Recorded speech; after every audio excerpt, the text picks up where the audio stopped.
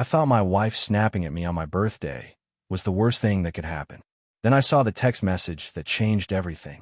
What I discovered next about Preston, the house papers, and my own daughter made me realize I wasn't just losing my wife. I was about to lose everything I'd ever worked for. My name is William Morgan. I'm 42 years old, and I work as an IT manager for TechFlow Solutions here in Denver. 3 weeks ago, I thought I had it all figured out. A beautiful wife of 15 years, a 12-year-old daughter named Amelia, who still hugged me goodnight, and a career that paid for our suburban dream house. I was wrong about everything. It started on my birthday. I'd taken the afternoon off to surprise Priscilla with a home-cooked dinner and her favorite wine. Amelia was at soccer practice, so I figured we'd have a quiet evening together. I even bought one of those fancy chocolate cakes from the bakery downtown, the kind she used to make from scratch when we were younger. I was lighting the candles when she walked through the front door. Her heels hit the hardwood floor like gunshots, and I could tell immediately something was off. She dropped her purse by the entrance and didn't even look my way. "Hey, honey," I called out from the dining room. "Perfect timing. I made your favorite pasta and—" "Are you kidding me right now?" Priscilla snapped, spinning around to face me. Her voice was sharp, angry, like I'd personally offended her by existing. "What is all this? The candles, the wine, this whole setup?" I stood there holding the lighter, completely blindsided. "It's my birthday, Pri. I thought we could have a nice dinner together." "Your birthday," she repeated, like those words tasted bitter. "So, you decided to play house? To pretend everything's perfect? Do you have any idea what kind of day I've had?" The accusation in her voice hit me like a slap. I set the lighter down carefully, trying to keep my voice steady. "I'm sorry you had a rough day. I just wanted to." "You wanted to what, William? Fix everything with pasta and wine." She laughed, but there was no humor in it. "You think you can just snap your fingers and make everything okay? That's not how life works." I watched her face as she spoke, and something shifted. Maybe it was the way my shoulders sagged, or how my hands fell to my sides. Maybe she saw something in my expression that reminded her this was supposed to be a celebration, not a battlefield. Her whole demeanor changed in an instant. The anger drained from her face, replaced by something that looked almost like panic. "Wait," she said, her voice suddenly soft. "I didn't mean it like that. I'm just stressed from work. I love you, William. You know I love you." She stepped closer, reaching for my hand, but I pulled back slightly. The damage was already done, and we both knew it. "Of course," I said quietly. "I know." But standing there in our dining room, surrounded by the romantic dinner I'd spent hours preparing, I realized I didn't know anything at all. That night, I couldn't sleep. Priscilla went to bed early, claiming she had a headache, but I heard her phone buzzing against the nightstand every few minutes. Each vibration felt like a small electric shock to my already frayed nerves. Around midnight, I got up for water and noticed her phone screen lighting up again. Just a quick glimpse, but I caught the name at the top of the notification. Preston. Preston? I'd never heard that name before. The next morning, Priscilla was already gone when I woke up. She'd left a note on the kitchen counter, saying she had an early meeting with potential investors. Her coffee mug was still warm, lipstick stain on the rim. "Dad, where's Mom?" Amelia asked, bouncing into the kitchen with her backpack slung over one shoulder. "She had to leave early for work, sweetheart," I told her, pouring cereal into her bowl. "I'll drive you to school today." "Cool. Can we stop at Starbucks?" She grinned, and for a moment, everything felt normal again. But as I drove Amelia to school, my mind kept circling back to that name. Preston. The way the notification had popped up so late at night bothered me more than I wanted to admit. "Dad, you're being weird," Amelia said from the passenger seat. "What do you mean?" I glanced at her in the rearview mirror. "You keep gripping the steering wheel like you're trying to strangle it." "Smart kid. Too smart sometimes." "Just thinking about work stuff," I lied. "Is everything okay with you and Mom?" The question caught me off guard. "You guys have been acting strange lately." I pulled into the school parking lot and turned to face her. "Everything's fine, Mel. Your mom and I are just dealing with some grown-up stress. Nothing for you to worry about." She nodded, but I could tell she wasn't buying it completely. "Okay, but if you need to talk to someone, I'm a pretty good listener." After dropping her off, I sat in my car for 10 minutes, staring at my phone. I could call Priscilla, ask her directly about Preston. That's what the old me would have done. The trusting husband who believed in open communication. Instead, I drove to work and spent the day pretending to focus on server upgrades and security protocols. But every time I closed my eyes, I saw that notification lighting up in the dark. When I got home that evening, Priscilla was already there, cooking dinner like nothing had happened. She smiled when she saw me, kissed my cheek, asked about my day. How was the investor meeting? I asked, testing the waters. Exhausting, she replied without missing a beat. These startup guys think they know everything about market strategy. She was lying. I could tell by the way she avoided eye contact, focusing intently on stirring the pasta sauce. The same sauce she'd made 100 times before, but suddenly it required her complete attention. That night, after she fell asleep, I did something I never thought I'd do. I carefully lifted her phone from the nightstand and tried to unlock it. Password protected, of course. But as I set it back down, it vibrated in my hand. Another message from Preston. Can't wait to see you tomorrow. My blood ran cold. Tomorrow is Saturday. Family day. The day Priscilla claimed she never scheduled work meetings. Saturday morning came with a weight of unspoken questions. Priscilla left the house at 9 a.m., claiming she had to meet her wellness consultant about a new program for her company. She kissed my cheek and told me she'd be back by lunch. Preston's supposed to be really good at stress management techniques, she said, adjusting her makeup in the hallway mirror. My jaw clenched. She just dropped his name casually, like it meant nothing. But I knew better now. Where is this meeting again? I asked, keeping my voice steady. Downtown.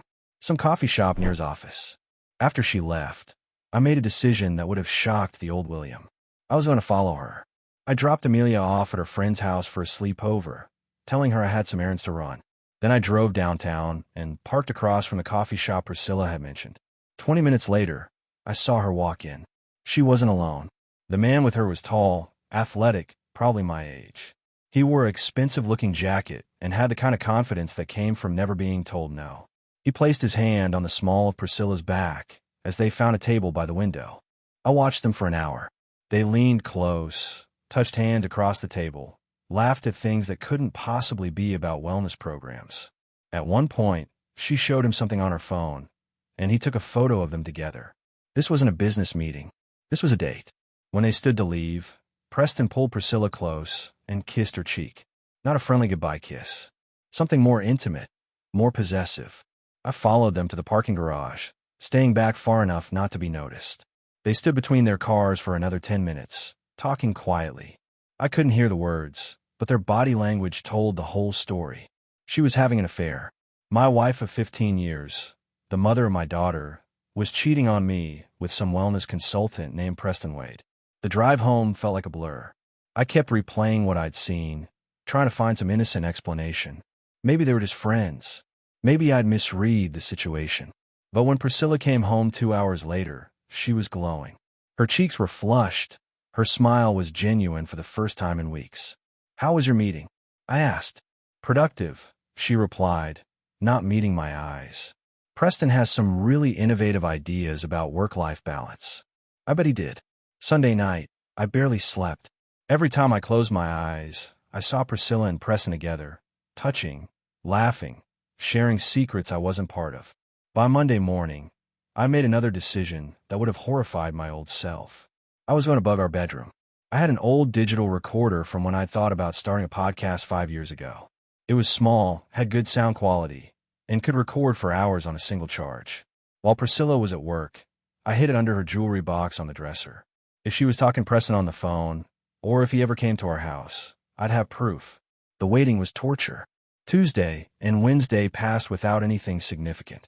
Just normal conversations about Amelia's school schedule and weekend plans. Thursday changed everything. I was reviewing the previous night's recording when I heard Priscilla's voice, soft and secretive. I can't keep doing this, Preston, she said. William starting to ask questions. A male voice responded, Preston, obviously. Then maybe it's time we move to the next phase. What do you mean? I mean telling him the truth. We've been planning this for months, Pri. The house papers are almost ready. House papers? My blood turned to ice. I know, but Amelia, we'll adjust. Kids are resilient. And once we're in Colorado Springs, she'll love the new school district. Colorado Springs? They were planning to take my daughter to another city. What if he fights for custody? Priscilla's voice was worried. Preston laughed, and the sound made my skin crawl. With what lawyer? You've been moving money to our account for 6 months. He won't be able to afford a decent attorney. Our account. They had a joint bank account, and Priscilla had been stealing from our family to fund it. You're right, she said, and I could hear the relief in her voice. God, I can't wait until this is over. I'm tired of pretending to love him. The words hit me like a physical blow. Tired of pretending to love me. How long had our entire marriage been a lie? Just a few more weeks, Preston assured her. Then we'll have everything we need to start fresh. I stopped the recording and sat in my car, hands shaking. They weren't just having an affair. They were planning to destroy my life completely, take my daughter, steal my money, and leave me with nothing. But they'd made one crucial mistake. They'd underestimated me. I wasn't the same trusting fool who'd believed in happy endings and communication. I was a man whose family was being stolen from him. I was going to fight back. The next morning, I called in sick to work and drove to the public library downtown. I needed to research Preston Wade without using my home computer.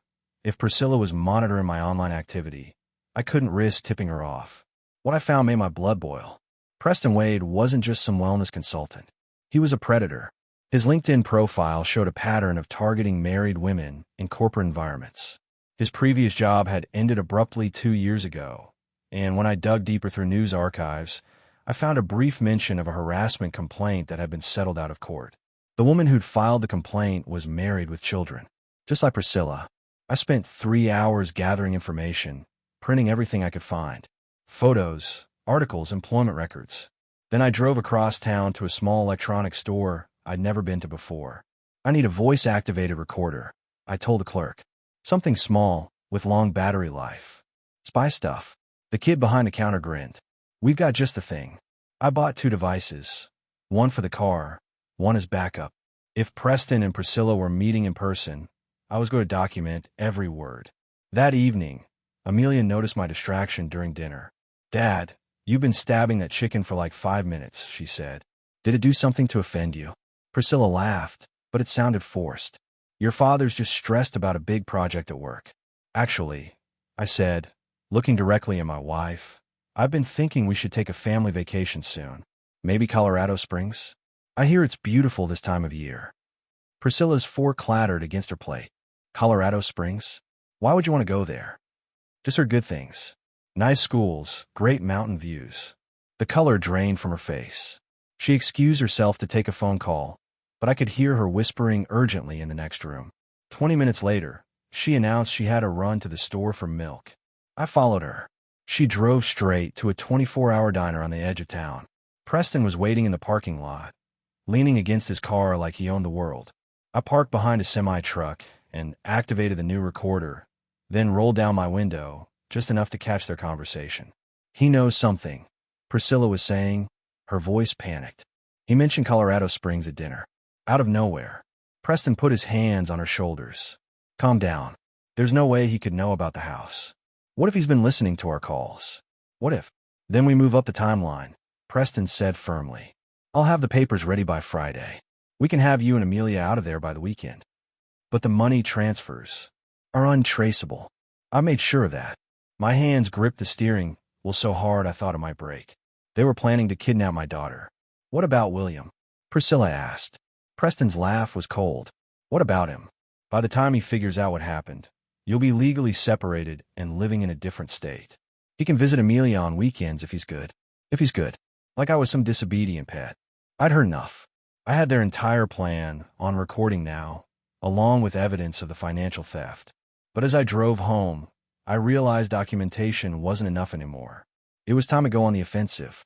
Friday morning, I took another sick day and drove to the law offices of Turner, Blackwood & Associates.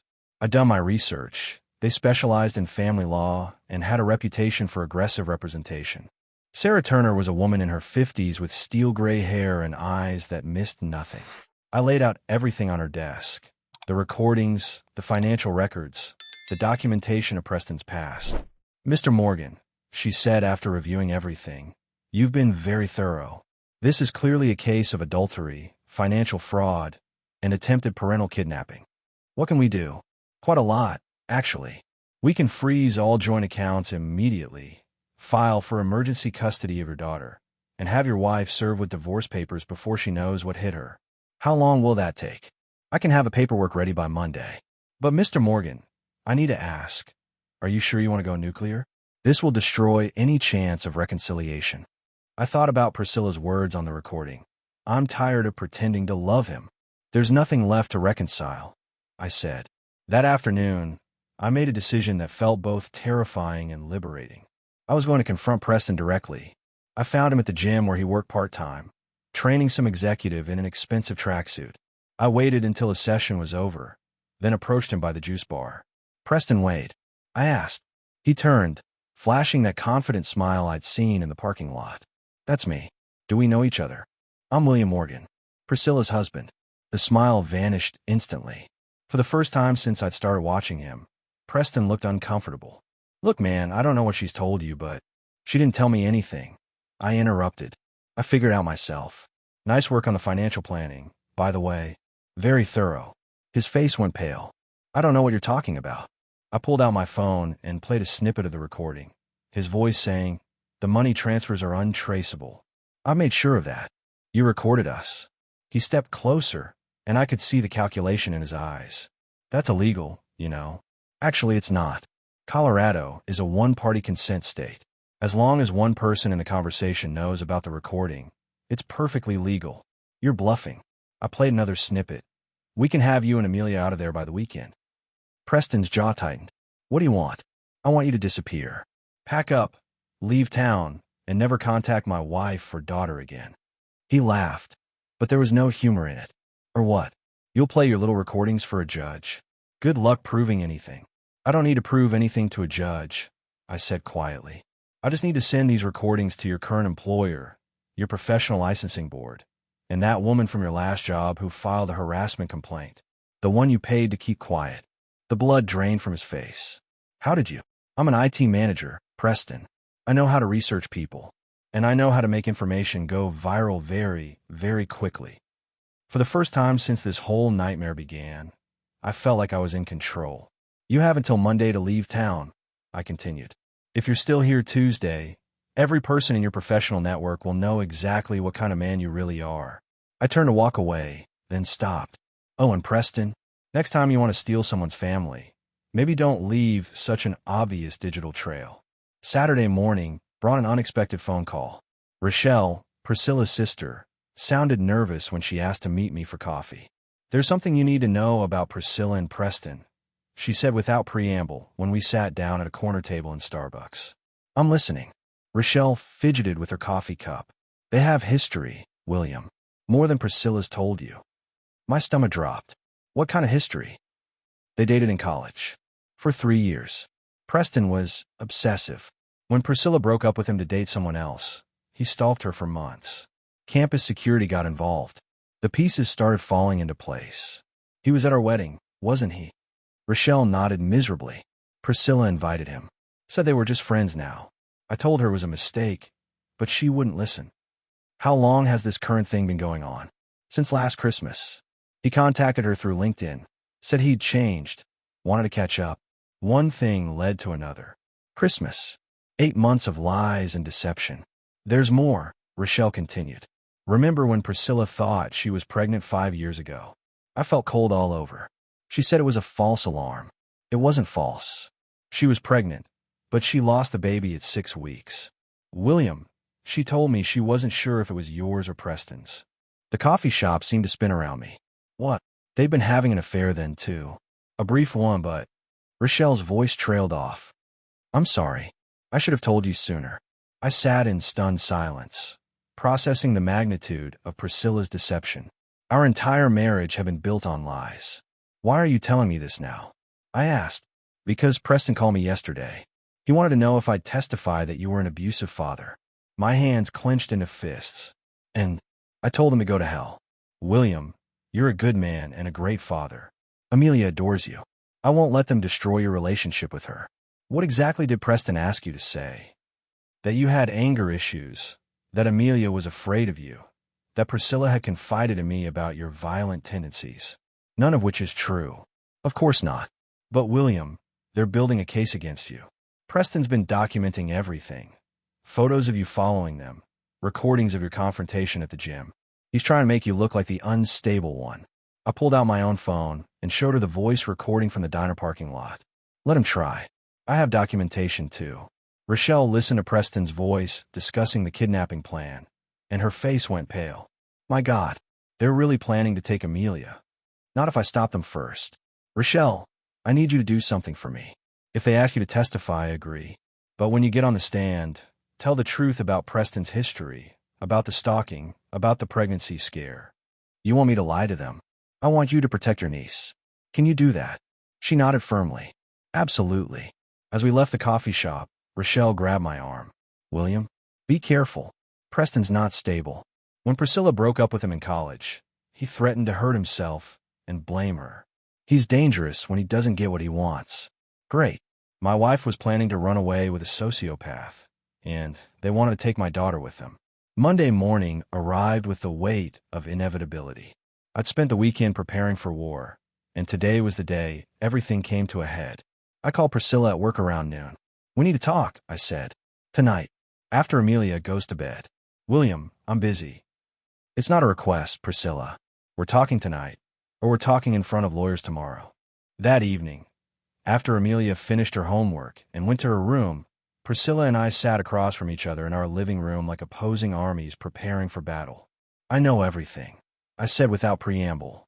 The affair, the money transfers, the house in Colorado Springs, the plans to take Amelia.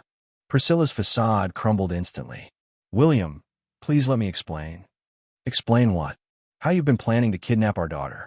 How you've been stealing from our family savings. How you've been lying to my face for 8 months. It's not kidnapping if I'm her mother. It's kidnapping if you're planning to disappear without legal custody arrangements. And it's theft if you're financing it with money you stole from our joint accounts. She stood up and started pacing. You don't understand. Preston and I, we have something real. Something I never had with you.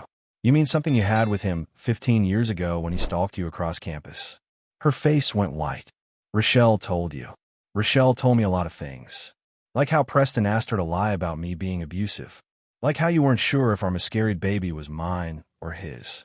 Priscilla sank back into her chair. That was different. We were having problems. We were having problems because you were cheating on me. Just like you're doing now. You're right, she said quietly. I've made mistakes. Mistakes. I pulled out my phone and played the recording of her, saying she was tired of pretending to love me. This isn't a mistake, Priscilla. This is calculated betrayal. She listened to her own voice condemning our marriage, and I watched her realize the game was over. What do you want? She asked. I want you to choose. Right now, our family, or Preston. It's not that simple. It's exactly that simple. You call Preston and tell him it's over permanently, or I file for divorce and full custody tomorrow morning. Your choice. You can't take Amelia from me. Watch me. I have recordings of you planning to kidnap her. I have evidence of financial theft. I have testimony from your own sister about Preston's history of stalking and manipulation. I leaned forward, making sure she understood I was deadly serious. But more than that, Priscilla, I have something you don't. I have the truth. When a judge listens to that recording of you saying you're tired of pretending to love your husband, when they see the evidence of you stealing from your daughter's college fund to finance your affair, who do you think they're going to trust with custody? The silence stretched between us for a long moment. If I choose you, how do I know you'll forgive me? She asked. You don't, but you know for certain what happens if you choose him. She picked up her phone with trembling hands. As she dialed Preston's number, I felt a mixture of victory and sadness. I'd saved my daughter and my future, but the woman I'd loved for 15 years was gone forever. The woman sitting across from me was a stranger who just happened to share my last name. Priscilla's phone call to Preston lasted exactly 4 minutes.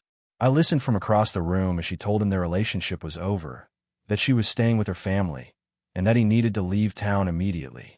His response was everything I'd expected from a narcissist who wasn't getting his way. Even from across the room, I could hear him shouting, making threats, demanding explanations. Preston, stop, Priscilla said firmly.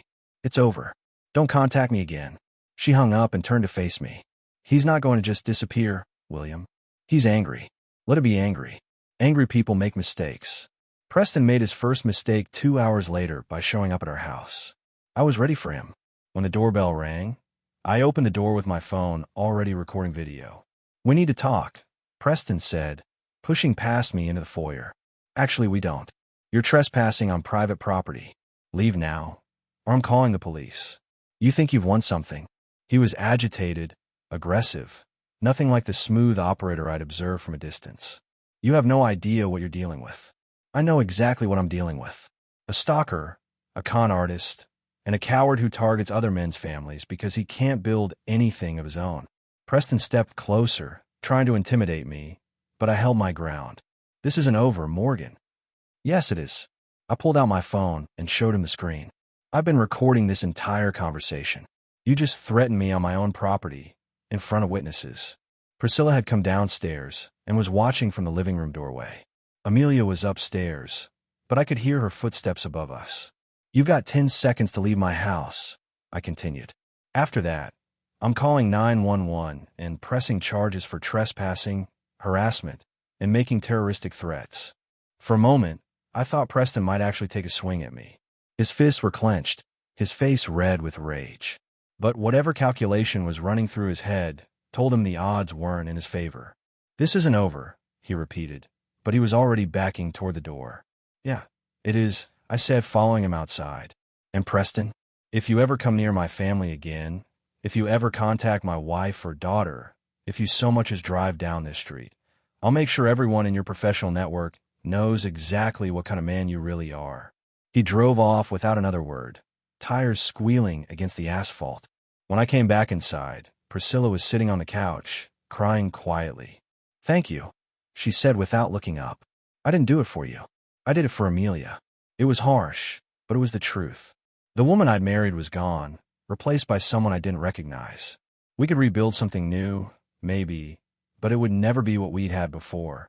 That night, for the first time in months, I slept peacefully. My daughter was safe, my house was secure, and the threat was neutralized. I'd learned something important about myself. When everything I cared about was threatened, I wasn't the passive, trusting husband everyone thought I was. I was a fighter. 6 months later, I was sitting in a coffee shop downtown, reviewing project specs for a new client. TechFlow had promoted me to senior IT manager after I'd successfully redesigned their entire security infrastructure. Work I'd thrown myself into after everything with Priscilla and Preston settled down. Amelia was thriving. She'd made the honor roll 3 straight quarters and had joined the school's robotics team. More importantly, she seemed genuinely happy for the first time in over a year. She can sense when things are stable at home, her school counselor had told me. Kids are remarkably perceptive about family stress. Priscilla and I were still married, technically, but we were living more like roommates than spouses. She'd started therapy to figure out how she'd become so susceptible to manipulation. I was seeing a counselor too, working through the betrayal and rebuilding my sense of trust. "It's going to take time," my therapist had said. "You can't rebuild 15 years of trust in a few months." The financial damage had been significant, but not catastrophic. We'd recovered most of the stolen money through insurance claims and legal action against Preston's accounts. He'd left town the day after our confrontation and hadn't been heard from since. Rochelle had become an unexpected ally, helping bridge the gap between Priscilla and me during family gatherings. She'd also provided additional testimony about Preston's history that helped our lawyer build an ironclad case. "I should have told you sooner," she'd said during one of our conversations. "I thought Priscilla would come to her senses on her own." "We all make choices based on the information we have," I'd replied. "The important thing is that you did the right thing when it mattered." As for Priscilla and me, we were taking things one day at a time. Some days were better than others. She was working hard to rebuild my trust, and I was working hard to forgive her. Whether we'd ultimately stay together remained an open question. But I'd learned something valuable through the whole ordeal. I was stronger than I'd ever imagined, more capable of protecting what mattered to me than I'd given myself credit for. The old William would have blamed himself for the affair, would have wondered what he'd done wrong to drive his wife away. The new William understood that some people make choices that have nothing to do with you, and sometimes the best thing you can do is protect yourself and the people you love from the consequences of those choices. I finished my coffee and headed home. Amelia had a soccer game that evening, and I'd promised to help her practice penalty kicks before dinner. Life wasn't perfect, but it was honest.